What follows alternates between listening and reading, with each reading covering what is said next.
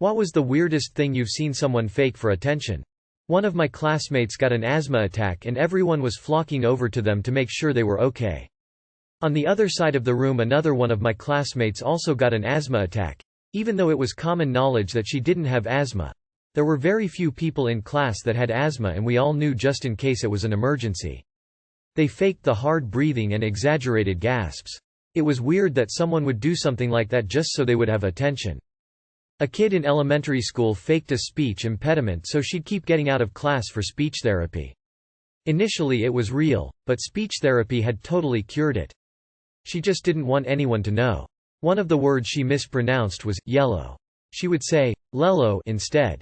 One day we were on the playground together and she said, "I'm gonna tell you a secret." She leaned over and whispered in my ear, "YELLLLOWWWW," with a hard Y at the beginning. Then she laughed and said, "Don't tell anyone." So I didn't, until just now. When I was in middle school, a girl who was a senior at the high school died. This girl in my class said it was her cousin. She even broke down crying in class, shaking, hyperventilating, etc. Turns out it was not her cousin. In fact, she never even met or knew of her till she died. My grandmother faked a heart attack because she and my dad got into an argument at Thanksgiving. Grandfather was so embarrassed. That Instagram idiot that licked the public toilet then lied about getting COVID. One of our senators is the lunatic daughter of a late dictator. She never finished college, but keeps insisting that she graduated from Princeton, as well as one of the top law schools in our country. She doesn't show any paperwork, photos, degrees, diplomas, or records of any kind. She just insists it's true despite it being the easiest thing in the world to debunk, as it was, over and over through a simple email or phone call to the schools in question. Her bizarre, elaborate statements to dodge simple yes, no questions about her academic credentials have become somewhat of a meme. Being possessed by their dead aunt. People who fake cancer. Especially to make money. Like, fuck you man, my life is shit and you just make harder for people like me who really do need help. A girl in my year at school faked a miscarriage and went round telling everybody that a guy from her class fingered her and he must have had some cum on his hands because she got pregnant and lost it. The guy had an alibi, his friends confirmed he was playing football with them and a lot of people called her a dirty slut. Being fingered on a Friday evening and losing the baby on Saturday is quite impressive. She got attention, but I think she was expecting sympathetic attention and it backfired spectacularly.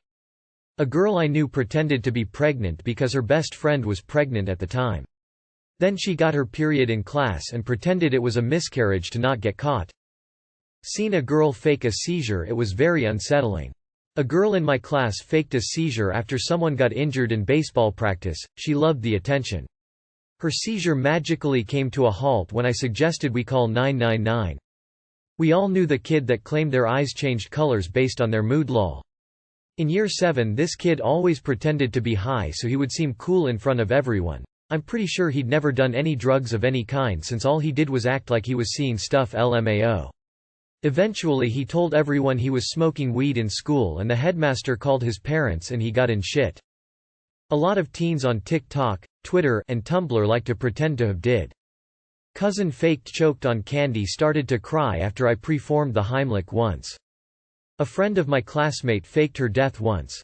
My classmate went on for 5 years believing that her friend was dead. Turns out, the girl was just in prison. Her grandparents, who she had been living with her whole life, told everyone that the girl had died and everyone believed it. They even had a fake funeral for her. I don't know much about it, but that's what I do know. As an American, seeing those soccer, football, players just fall over and start screaming when another player brushed past is just weird. I've heard various explanations for it, but it's just a really weird thing to do as a pro athlete. Here's a doozy from college years ago.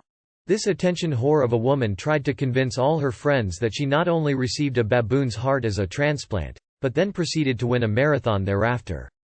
Like, WTF? Terminal gingivitis. What is the best mental health advice you were ever given?